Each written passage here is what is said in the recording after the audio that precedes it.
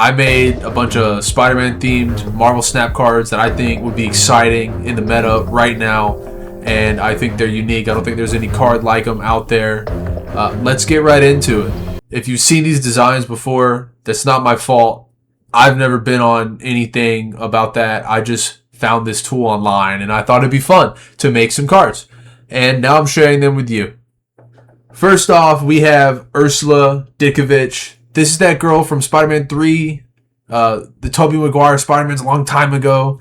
She was always there, like, giving him cake, cookies, and she was always so nice and an underappreciated character, if you ask me.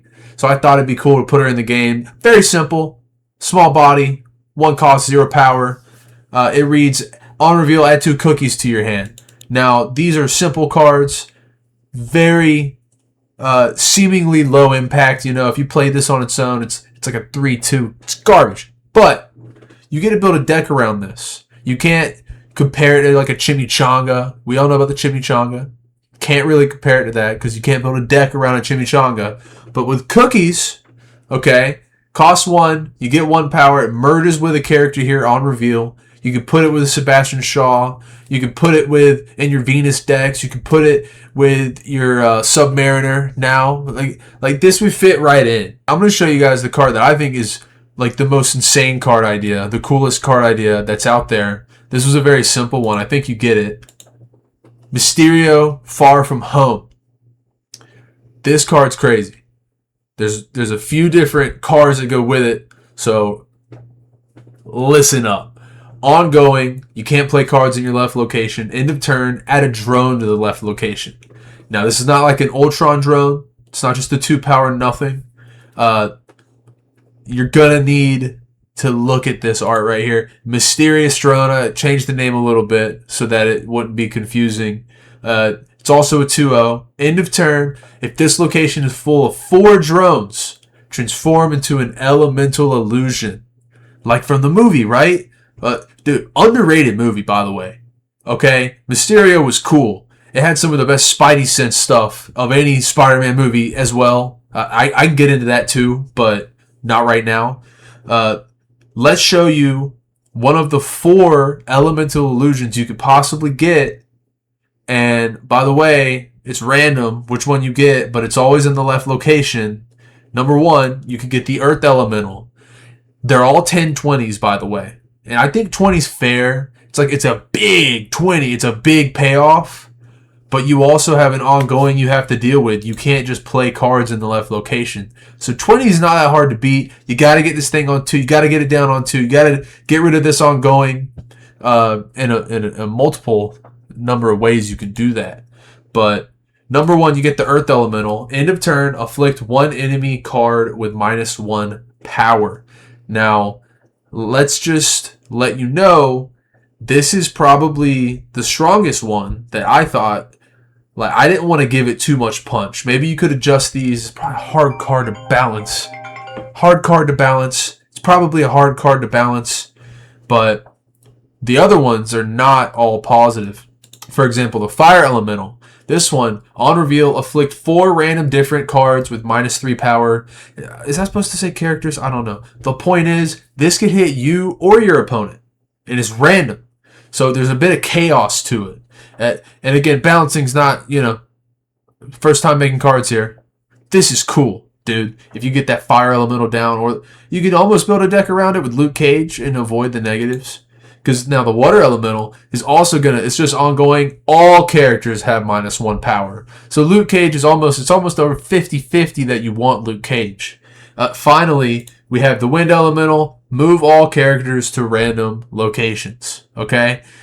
I mean, this seems like one of those cards you build a deck around, and you have to have a backup plan, because if you don't get him early, you don't get to do much. But if you get him early, dude, that's going to be some of the coolest Marvel Snap you can play, in my opinion. I think it's sick. Okay? Now, the next few cards that I designed are inspired by Spider Noir. I just got done watching that. Great series. I love to talk about that at length. But for now, I'm just going to show you the cards that I made that are inspired by Spider Noir. And I'm going to start with a basic card because I want to ease you into the design of what a Spider Noir season could have looked like. Okay, step one, we have Sandman, Flint Marco. He is in the show. His character's dying slowly. He's powerful, but he's dying. So I thought that flavor of that was pretty interesting. And you could start out as a 2/7. End of turn, give this card -1 power. So for those techno-organic virus decks, you get a new toy. You get a new toy to play with. For your end of turn as well, like you might be able to pull out some value out of there, but not without the next card I'm gonna show you that I think is pretty awesome, by the way. And it's going to be, hold on a second. Let me scoot this guy over. Megawatt, okay? This is the Electro character from Spider Noir, okay? They didn't use Electro, they used Megawatt. They didn't really call him that, but this is what he looks like in the comics. Pretty cool looking, right? So whenever you afflict a character with negative power, this gains that much power, in hand or in play. Before I added the in-hand part, it was like a 5 cost, but then I came up with the Sandman card, and I was like, this is actually pretty cool. It could go with it. And so now, when you play Sandman on 2, whenever it loses power, Megawatt's stealing it. Just like that, you have value. You have synergy. Just like that. But I want you to think about how this could completely change the game for cards like Lady Bullseye. Okay, you could spend it, even if it's just on turn 6, you play Lady Bullseye, or you play this on turn 6. On turn 7, you play a Lady Bullseye on top of a Wong. All right, she's hitting for 12 twice. That's 24 power gone from your opponent and added to Megawatt. That's crazy. That could be so cool. Now, again, if the balance has to change, that's not my problem. Look at the text. The text is cool. All right, that would be such a good way to help Affliction win games without having to just play against the Zoo deck. Because let's be real, if you're playing against Black Panther, Arnim Zola, okay, then Lady Bullseye is never going to do anything, right? Because they only have 3 cards and they have 80 million power, right? So, in my opinion, this card is really cool. And it actually goes pretty well with the next card, inspired by Spider Noir. Pretty cool card. Silvermane. I know, that's Silvermane. That's him in the comics. By the way, fun fact, Silvermane created Cloak and Dagger, all right? His whole thing is immortality, right? So, and by the way, if they add him to the game, no matter what his ability is, this needs to be a variant, because holy crap, how did that happen? But anyway, 7 cost, 0 power, ongoing. This card has power equal to the total amount of empowerment your cards have. Now, on one hand, you could play against a Megawatt, and that Megawatt could literally gain power by trying to weaken your Silvermane. On the other hand, you could play this alongside Megawatt, because let's be real, in the show even, Megawatt, slowly tries to steal the power from Silvermane, wants to get rid of Silvermane, wants all the power for himself. So the interaction's cool. And then on top of that, I thought this ability was actually kind of overpowered, and but it's super cool, All these Silver Surfer decks, they have a huge card now that they can deal with and just force people to counter it even more. Now, say you're in a situation where there's too many tech cards in the meta and no one's having fun. Yeah, you nerf this guy. I actually considered making him the first pure 8 cost card, where you have to play Magic and you have to have bonus energy, or you just have to have multiple bonus energy to get this guy down. That way the payoff is worth the work that you put into it. And this whole thing's immortality. So anytime you gain power, he wants it. I feel like the flavor is, I'm in Flavor Town over here, It's cool. It's really cool. And finally, the counter to Silvermane is none other than Lee Jun Lee. You got to throw the tech card in there, and there's a lot of decks already that might want this tech card. 3/2, Lee Jun Lee, ongoing. Cards here can't have their power increased. So, you have the Luke Cage, which affects all 3 locations. Lee Jun Lee only affects 1. It's ongoing. So, in the similar vein of Demon King, where it's a 3/4 and it just on reveal resets the cards. This doesn't reset the card. It just prevents the cards from ever getting bigger. So if you play it against any of these empowerment decks, it's gonna feel great to have it. Especially if even if you're playing an affliction deck, you're gonna feel dope having this because you're not worried about increasing your power. You're worried about lowering theirs, so it doesn't really hurt you to have this. And you always have that lane where you throw the Mother Ascani over there with the Cosmo or something like that. Anyway, like this could, I feel like, play that role.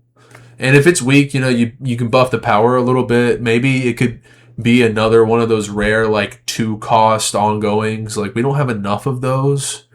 But yeah, like she's like the counter to a lot of the Silvermane decks. If you play that against the Silver Surfer or Ironheart, even she's gonna stop that from happening, and I think that's really cool.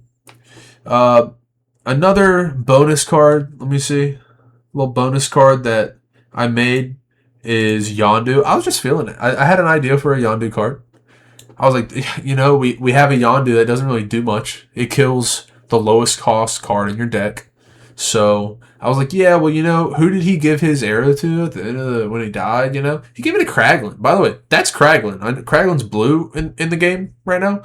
That's what Kraglin looks like in the movies after he gets the arrow. So my idea was keep him the same, post buff 3/5. You got a 3/5, and on reveal summon the Yaka arrow at an enemy location. Yaka arrow is a 3/3. So it's not OP. They get a 3/3. We're not just putting more negative power things over there. But here's the tech. On reveal, destroy one of your 1-cost cards here. Right? So that's value in itself. If they're playing a Martyr or they're playing a Submariner, or something better, whatever. End of turn, move to another location and repeat this on reveal.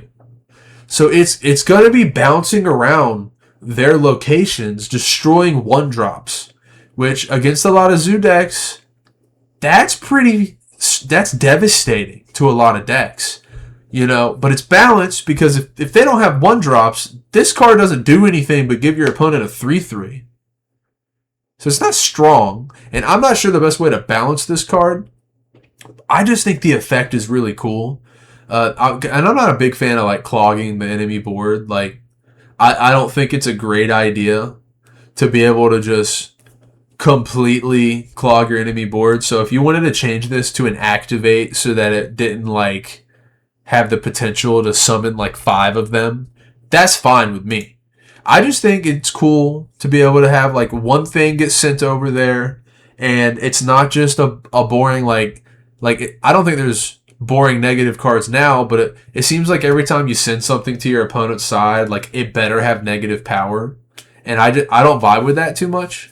I think it could just lower their power in a different way, and I think that's cool because in all the movies, the arrow's flying around killing grunts. He's killing the weak people, and he's doing it smoothly. So I felt like the flavor of the card was very, very, I thought it was pretty good. Is that it? Is that all of them? Is that the ones I made? Yep. That's all of them. Yep. Well, anyways, if you guys enjoyed that, if you want more of my creative brain juices, creating cards and sharing it with you, or if you want to see me play the game, I will play the game. I'll stream the game. The thing is I don't have a lot of cards unlocked, right? So you just got to understand that I want to play the game for you. It's not even like I don't think I'm that good at the game to start with, but at the same time,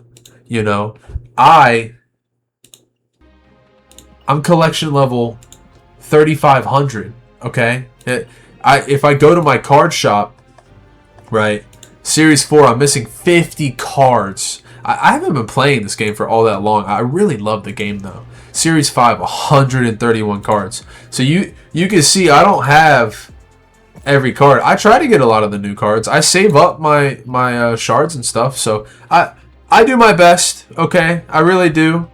And I claim them every day. I claim them. I got Aunt May.